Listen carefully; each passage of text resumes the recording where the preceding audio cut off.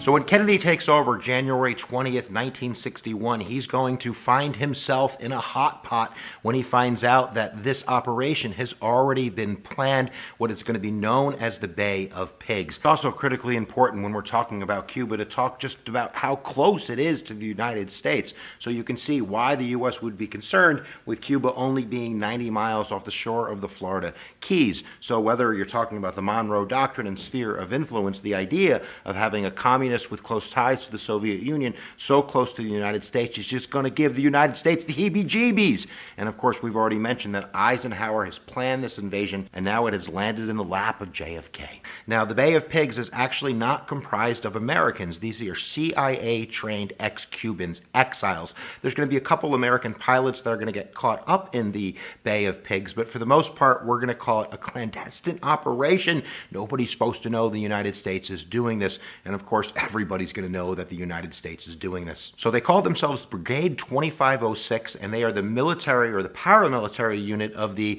Cuban Democratic Revolutionary Front. This is an anti-communist, anti-Castro organization, and throughout 1960 into 1961, they're getting specialized training. First, the training went on in the Florida Keys. Then they moved to Mexico City. Eventually, they're going to be training in Guatemala. They're going to be training in Nicaragua. And they're going to make a whole bunch of different moves and finally decide on April 17th that that's going to be the day in 1961 that they're going to launch their operation. So they were made up of 6 battalions, 5 battalions of infantry troops, along with 1 paratrooper battalion and 8 B-26 that are supplied by the United States that are being painted to look like they are stolen Cuban planes. And actually, a couple days before the launch of the operation, these planes went to bomb Cuban airfields. Castro supposedly knew this was coming and moved most of the planes. And then a couple days later, they're going to launch from Nicaragua and they're going to land in the Bay of Pigs, which is the southern part of Cuba. And it's just going to be not good.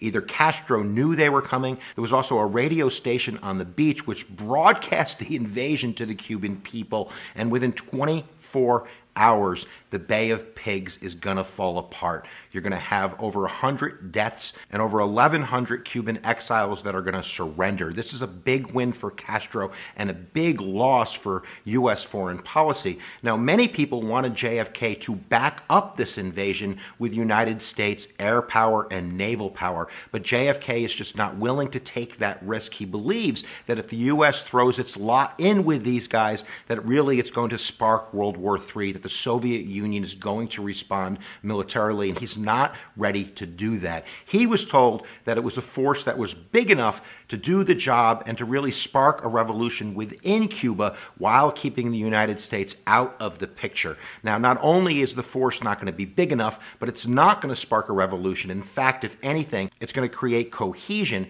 within the Cuban population itself. Castro is going to use this like a propagandist master, and he's really going to unite the Cuban people against the United States.